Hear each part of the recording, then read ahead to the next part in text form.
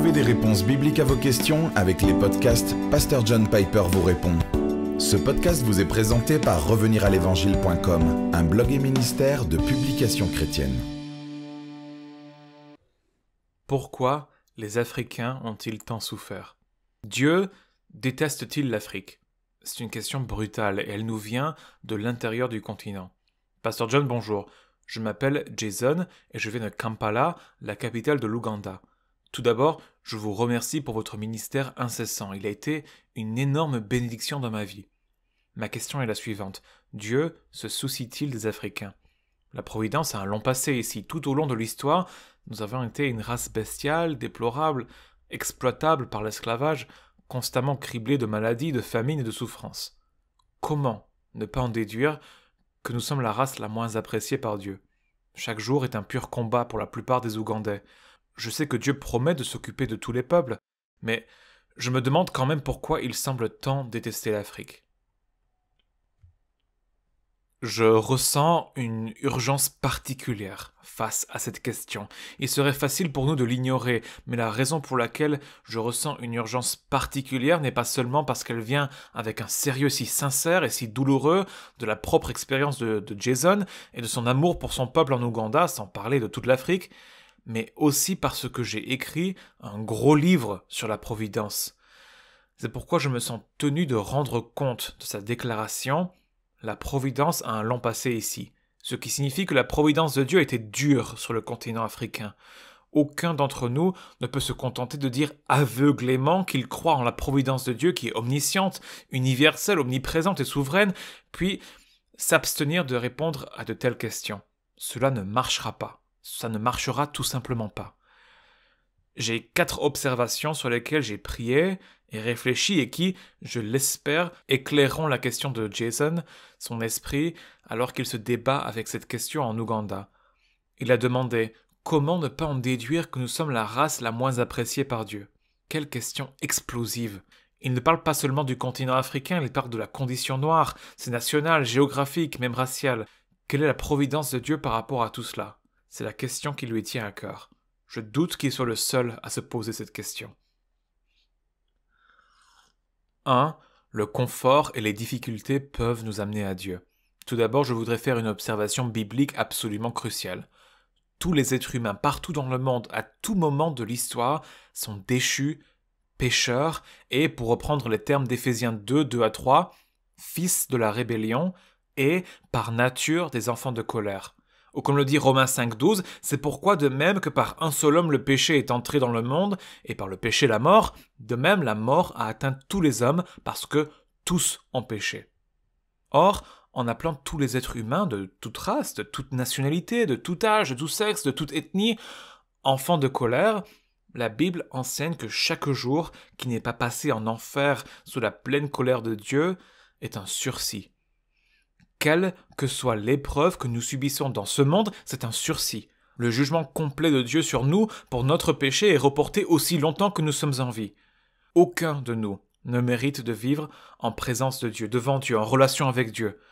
Par conséquent, aucun de nous ne mérite de vivre bien devant Dieu, en relation avec Dieu. Personne ou quoi que ce soit dans le monde, quelles que soient ses difficultés, n'est lésé par le Dieu juste et tout-puissant. Si nous pensons par exemple, que le taux de mortalité infantile massif dans le monde pendant des milliers d'années constitue un acte d'accusation contre la justice de Dieu, ce n'est pas le cas.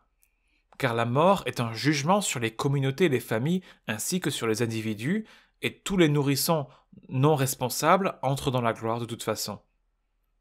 Maintenant, au vu de ce péché universel, tous les êtres humains étant sous la juste condamnation de Dieu, voici la question. Quelle est la condition la plus désavantageuse dans laquelle ces personnes condamnées peuvent vivre? Une vie de facilité, alors qu'ils se dirigent vers le lac de feu, dans l'Occident prospère, ou des vies difficiles, alors qu'ils se dirigent vers le lac de feu ailleurs?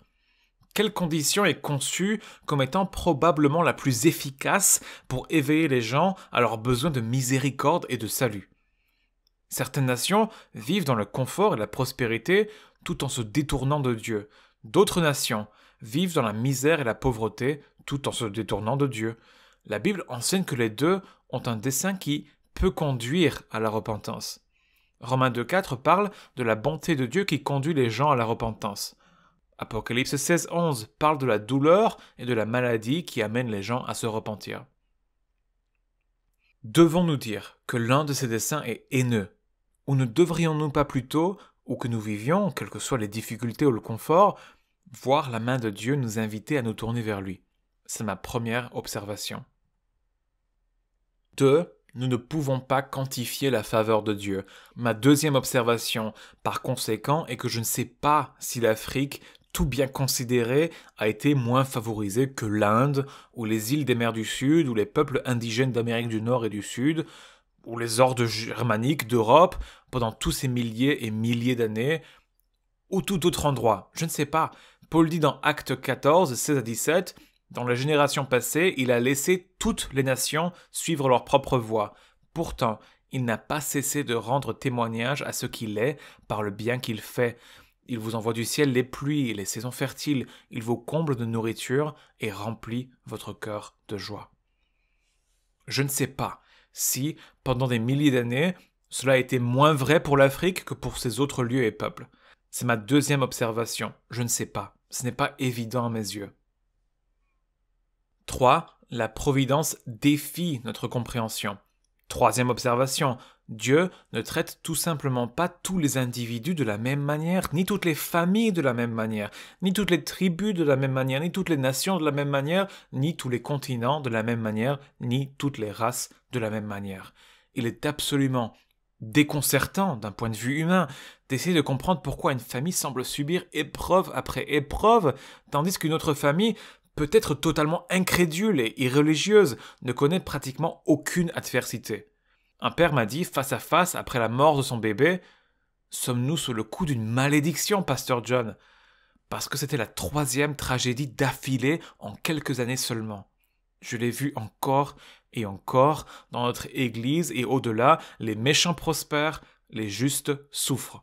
Il n'y a rien qui s'approche d'une distribution égale de la douleur dans ce monde. La leçon est la suivante.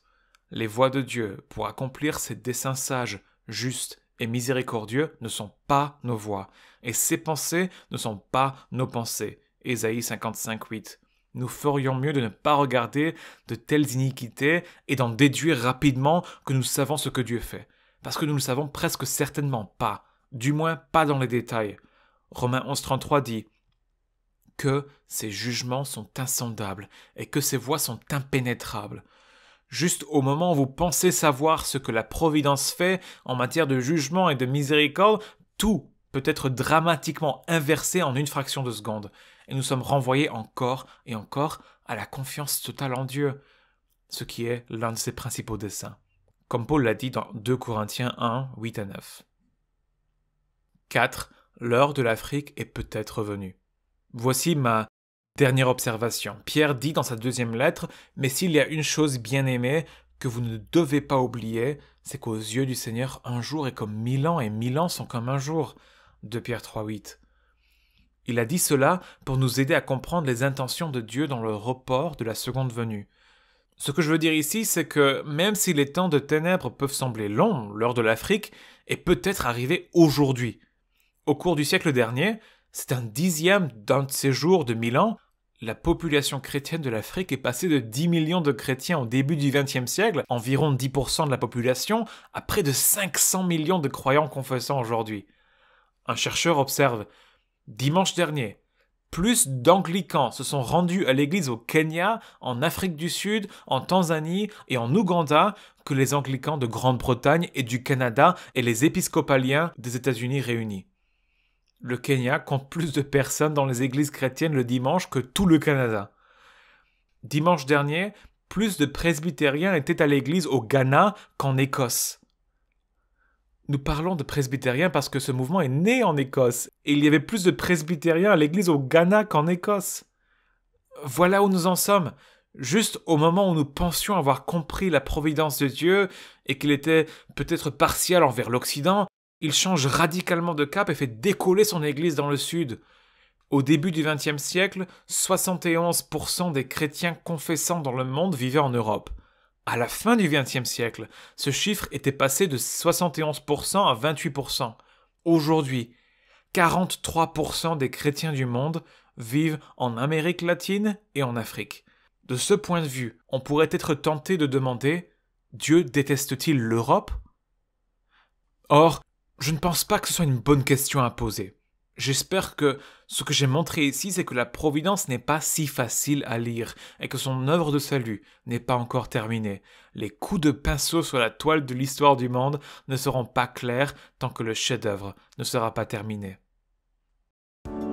Nous espérons que ce podcast vous a encouragé. Retrouvez davantage de ressources sur notre site www.reveniralévangile.com.